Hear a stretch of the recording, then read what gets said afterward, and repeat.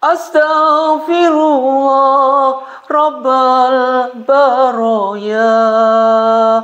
Astaghfirullah minal khotoya. Rabbi zidni ilma nafi'a wa wafiqni amalan mabula.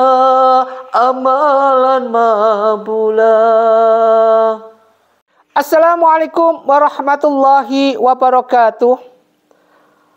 Alhamdulillahirabbil alamin, wassalatu wassalamu ala asrofil mursyalin wa ala alihi washabihi ajma'in. Jazallahu anna sayyidina Muhammadin sallallahu alaihi wasallam ummatih. Bismillahirrahmanirrahim. Wasta'inu bis sabri wassalah wa innaha lakabiratun illa 'alal khashiin alladzina yadhunnuna annahum mulaqu rabbikum wa annahum ilaihi raji'un. Shadaqallahu adzim. Shadaqallahu ala Rasulillah sallallahu alaihi wasallam. Pertama, mari kita panjatkan rasa puji syukur kita pada Allah Subhanahu wa taala. Salawat dan salam mari kita haturkan pada junjungan kita Nabi Muhammadin sallallahu alaihi wasallam. Mudah-mudahan kita diberikan kekuatan iman dhahiriyah batiniyah kita. Ma'asyiral muslimin muslimat, jamaah pencerahan bimbingan amalan yang Ustaz takzimi, Ustaz muliakan. Kita sebagai manusia sering sekali mendengar kata-kata mengeluh. Lisan kita tanpa sadar mengeluarkan kata mengeluh. Apa arti mengeluh ini? Adalah suatu hal yang bukti bahwa kita tidak punya rasa syukur atas nikmat yang Allah berikan kepada kita. Wa in kafartum inna azabila syadid. Tidak pernah kita bisa mensyukuri nikmat Allah. Terutama orang-orang atau kita jika mengeluh dengan adanya rezeki. Wajar. Dengan ayat ini, bismillahirrahmanirrahim, wa ma min zabatin fil ardi illa 'alallaha rizquha. Wajar dengan ayat ini kita tidak dapat bagian. Karena apa? Kita mengeluh. Ingat, kita mengeluh, rezeki semakin menjauh. Kita bersyukur, rezeki akan benar-benar mendekat pada kita. Mensyukuri nikmat Allah merupakan suatu hal yang bagus dan Allah akan tambahkan nikmat-nikmat lagi. La azidannakum. Penting buat kita pelajari ini. Karena rumusnya semua rezeki seret mampet ada rumusnya di sini. Kenapa? Kita mengeluh. Orang yang tidak bisa mensyukuri nikmat Allah, terutama yang berhubungan dengan rezeki, kekuatan yang ada di dunia ini, ya kan? Kekuatan ada di dunia apa? Orang yang dikejar-kejar terlalu uang, rezeki terus. Ketika diberikan rezeki berlimpah, lupa sama siapa yang memberi rezeki. Siapa? Allah. Tadinya mudah sekali bersedekah. Begitu dapat rezeki banyak, boro-boro sedekah.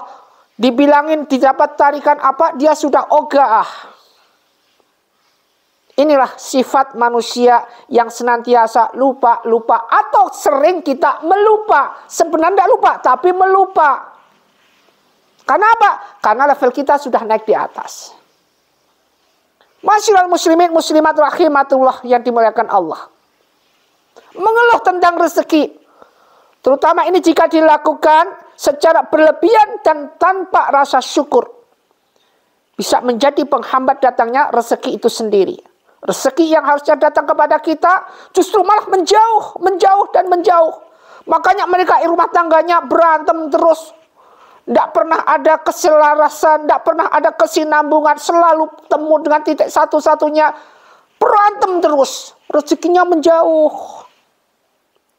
Mereka juga mensyukuri nikmat Allah berapapun diberikan. Alhamdulillah, ini diberikan. Alhamdulillah, selalu menyebut Alhamdulillah. Allah akan tambahkan ini nikmat yang luar biasa. La in syakartum la azidannakum.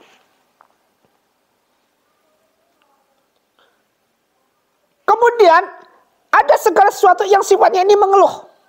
Jadi berikut ini ada beberapa contoh. Ini contoh bentuk segala sesuatu keluhan yang bisa menghambat rezeki. Ingat, makanya itu jangan mengeluh, rezeki pasti menjauh. Ini beberapa contoh ini, keluhan yang bisa menghambat rezeki.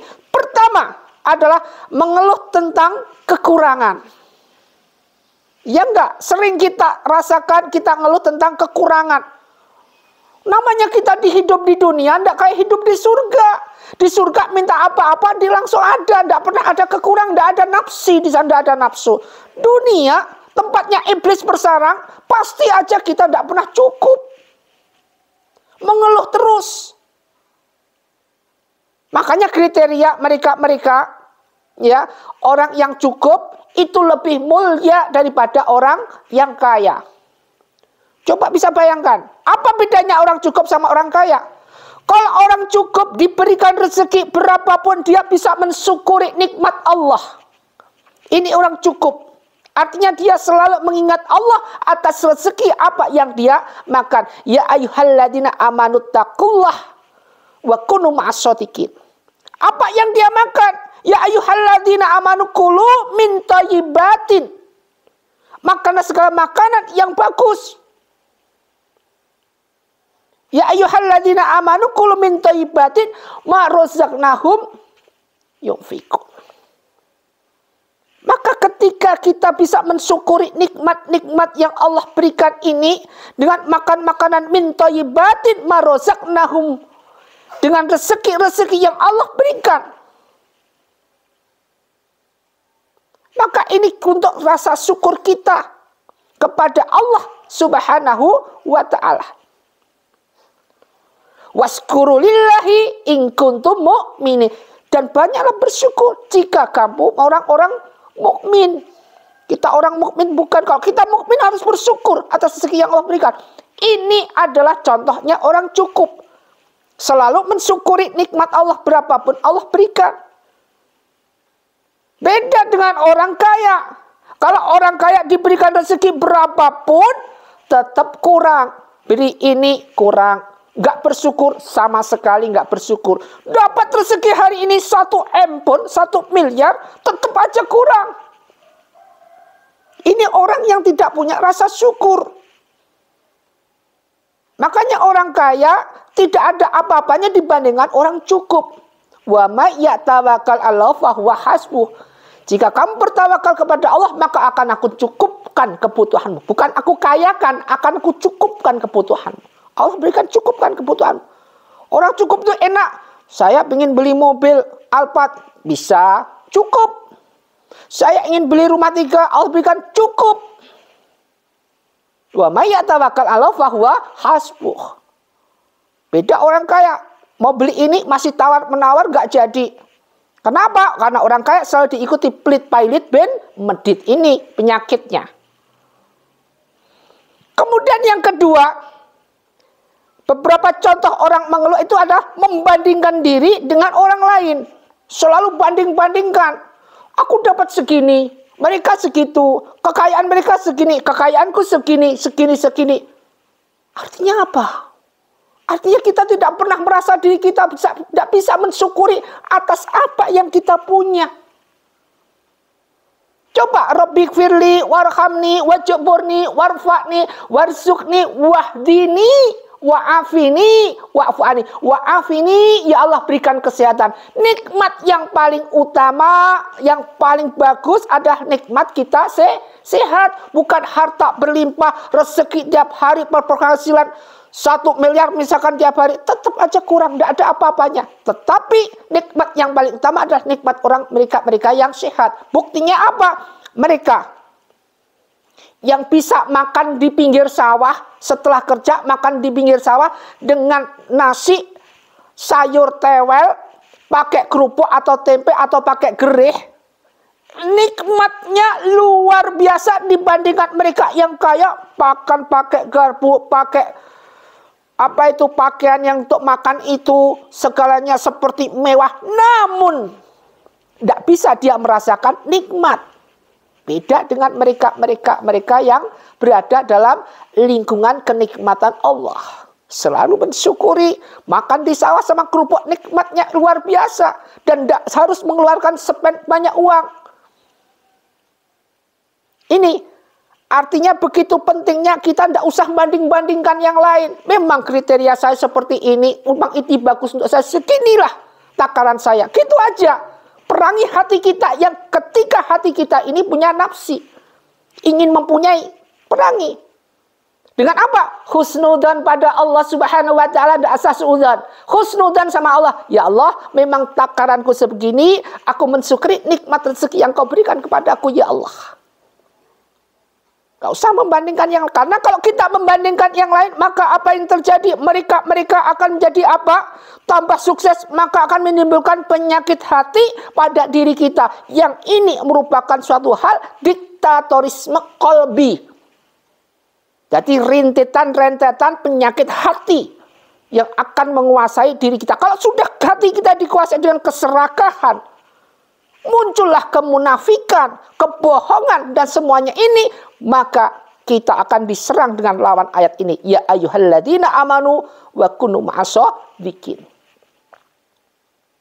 Kemudian yang ketiga, mengabaikan nikmat yang kecil.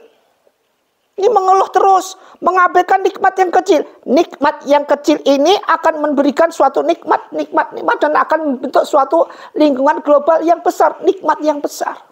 Jangan diabaikan nikmat kecil. Salah satu contoh, ketika kita jalan, kemudian kita nemu paku. Ada paku di pinggir jalan. Kita ambil, kemudian kita sisihkan. Ini sebagai bentuk amal ma'ruf, sekalian merupakan suatu nikmat yang kecil. Artinya apa? Ini hal sepele. Tapi andai kata itu mengenai kaki orang, atau justru mengenai kaki kita sendiri, yang berimbas dengan infeksi dan berimbas dengan kematian, bagaimana? Akhirnya muncul besar. Karena apa? Bersumber dari nikmat yang kecil. Makanya kita harus berusaha mensyukuri nikmat yang kecil ini. Kita datang, duduk, kemudian Pak ditawarin orang yang kita nggak kenal, monggo rotinya, monggo kopinya. Ini nikmat kecil. Alhamdulillah hari ini saya bisa makan dengan kenikmatan ini. Harus kita bisa mensyukuri nikmat-nikmat ini. Makanya jangan mengeluh, rezeki pasti akan menjauh. Tidak pernah ada cukupnya. Kemudian berburuk sangka kepada Allah, ini udah pasti. Ketika kita mengeluh terus, rezeki akan menjauh. Kenapa? Karena kita berburuk sangka pada Allah Subhanahu wa ta'ala. Su'udon terus pikiran kita. Ya Allah, kenapa engkau berikan aku? Kenapa engkau berikan aku hidup ya Allah? Lebih baik aku mati saja. Ini. Kenapa ya Allah engkau lahirkan aku dalam keadaan kekurangan seperti ini? Kenapa? Pertanyaan kenapa. Artinya kita su'udon pada Allah. Kita tidak tahu di balik semua ini ada hikmah yang luar biasa. Cinta kasih sayang Allah kepada hambanya, kepada kita yang diberikan ujian terus ini merupakan suatu nilai-nilai karismatik yang luar biasa. Andai kata kita tahu di akhirat kelak apa yang terjadi di sana ketika yaumul hisab, mereka memudahkan mereka yang nggak punya apa-apa di dunia. Mudah hisabnya. Apa yang dihisab? Nggak punya apa-apa. Dibandingkan mereka yang rezekinya berlimpah, kekayaannya luar biasa. Bagaimana hisabnya nanti? Luar biasa hisabnya, panjang dan lama. Apalagi mereka yang ahli tidak mau sedekah, ahli kepelitannya, ahli kepailitannya, ahli kemeditannya. Masya Allah. Masyiral muslimin muslimat rahimatullah. Kemudian yang kelima adalah menyebarkan energi negatif. Jadi mengeluh terus menerus mengeluh. Ini bisa menciptakan aura negatif yang bisa mempengaruhi orang-orang di sekitar kita dan bahkan menghalangi datangnya rezeki pada kita. Maka dari itu janganlah kita mengeluh. Salah satu contoh ini ketika kita ngopi. Kita ngopi bareng-bareng. Kemudian sebelah kanan kita teman kita lah. cerita, mengeluh terus, ngeluh. Ini bisa menimbulkan aura negatif yang mengenai kita-kita di sekelilingnya. Apa yang tersekarang dengan kita? Secara tidak langsung kita spontan mengucapkan, lah, lu tidak pernah bersyukur sama sekali, ngeluh terus kerja lu. Akhirnya mengucapkan suatu kata-kata yang nggak enak didengar, yang nggak seharusnya diucapkan. Ma'asyiral muslimin muslimat rahimatullah. Apapun yang kita lakukan, apapun yang kita usahakan, kita manusia hanya berencana, Allah yang menentukan. Qul wallahu ahad, Allahu somad, lam yalid walam yulad walam yakul lahu kufuwan ahad. Perbanyak zikron katsira wasabiqu bukrata wasila.